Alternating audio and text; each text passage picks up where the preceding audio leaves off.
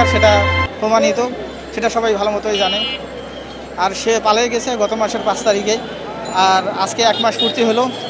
1 মাস পূর্তি উপলক্ষে আপনারা দেখতে পাচ্ছেন যে সবাই আনন্দ উৎসব করতেছে। কারণ স্বৈরাচারী সরকারের সময় মানুষ ভয়ের মধ্যে ছিল, আতঙ্কের মধ্যে ছিল, অনেক কষ্টের মধ্যে ছিল। বিশেষ করে আপনারা মাদ্রাসা ছাত্রদেরকে দেখেন, এরা কখনোই ঢাকা ভার্সিটিতে প্রবেশ করতে পারে নাই। আর আজকে দেখেন রাজু ভাস্কর্যের সবথেকে উপরে মাদ্রাসার ছাত্ররা বাংলাদেশের পতাকা উড়াচ্ছে।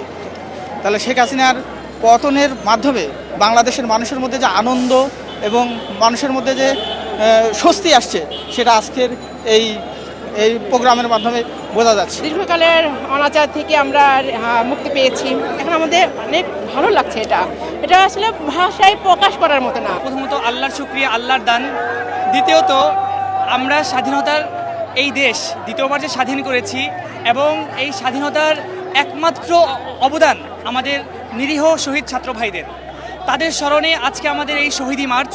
এবং আমরা চাই দীর্ঘ 15 বছরে এই দেশে যতগুলো সেক্টরে দুর্নীতি থেকে শুরু করে পরাধীনতার শৃঙ্খল আমাদেরকে গ্রাস করে নিয়েছিল, আমরা এই প্রত্যেকটা সেক্টর থেকে প্রত্যেকটা জায়গার শৃঙ্খলগুলো আমরা ভেঙে দিতে চাই। আমি একটি নতুন বাংলাদেশ সাজানো গোছানো বাংলাদেশ দেখে আসলে আজকে অনেক আনন্দিত।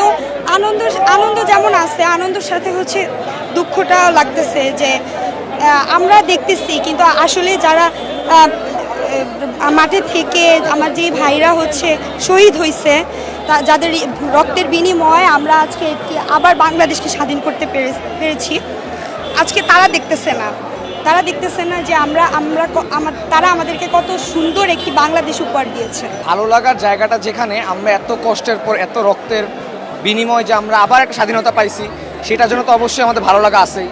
আর তাছাড়া আমাদের নতুন সার্বভৌমত্ব, আমাদের হাঁটা চলার একটা স্বাধীনতা, নতুন নিজের মত প্রকাশ করা স্বাধীনতা থেকে শুরু করে সব কিছু আমরা নতুন পাইছি, সেটা হচ্ছে আমাদের ভালো লাগার জিনিসটা, এটা বিজয়ের জিনিস। আর যদি খারাপের কথাটা বলেন, এতজন মানুষ, আমাদের এতজন ভাই, আমাদের এতজন বোন, এরা যে মারা গেছে, তারপর যে এখনও এতজন আহত, তারা হয়তো আর কখনো কেউ হয়তো চোখে দেখতে পারবে না, কখনো কেউ হাঁটতে পারবে না।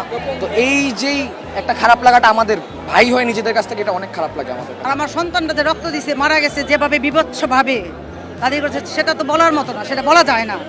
কিন্তু ভালো লাগার ওইটা বলা যায়, কিন্তু ভিতরে কষ্টটা সেটা প্রকাশ করা যায় না। সেটার প্রতি ছবি আমার হাতে আর কি লেখা, তাদের প্রতি শ্রদ্ধা বলো, সালাম যেটাই হোক, ওদের তো আর ভুলতে পারবো না। সেই জন্য আমার লেখাটা ফেসিবাদ থেকে গণঅভ্যুত্থানের মাধ্যমে একটা আসছে, সেটার অবশ্যই মূল্য থাকতে হবে। যে যেভাবে পারবে সেই আগের পুনরাবৃত্তি আমরা চাই না, ওইটাই আর কি। ছাত্রদের স্বপ্ন নিয়ে জবাবদিহিমূলক সরকার গঠন করতে হবে, প্রত্যেকটা কাজে জবাব থাকতে হবে। ভালো লাগা আসলে আমরা বিজয় পেয়েছি, বাংলাদেশের মানুষ স্বাধীনতা পেয়েছে, বাক স্বাধীনতা ফিরে পেয়েছে। আসলে খারাপ লাগার জায়গাটা হচ্ছে এখন পর্যন্ত প্রতিদিনে আমাদের হাসপাতালের বেড থেকে শহীদ হচ্ছে, ঢাকা মেডিকেল, বিভিন্ন জেলা উপজেলাতে অনেক আহত বাইরা আছে আমাদের। প্রতিদিনে আমরা শুনতে পাচ্ছি যে 1 জন 2 জন অথবা একাধিক করে প্রতিদিনে মারা যাচ্ছে। তো সেই জায়গাটা থেকে আমাদের খারাপ লাগতেছে। আর এইরকম একটা ভয়াবহ স্বাধীনতার পরে 47 সাল থেকে বলা হয় যে এখন পর্যন্ত 2টা বড় যুদ্ধ হয়েছিল, 52-টাও এত বড় আন্দোলন হয় নাই যেটা 71-এ এবং 2024-এ সংগঠিত হয়েছে।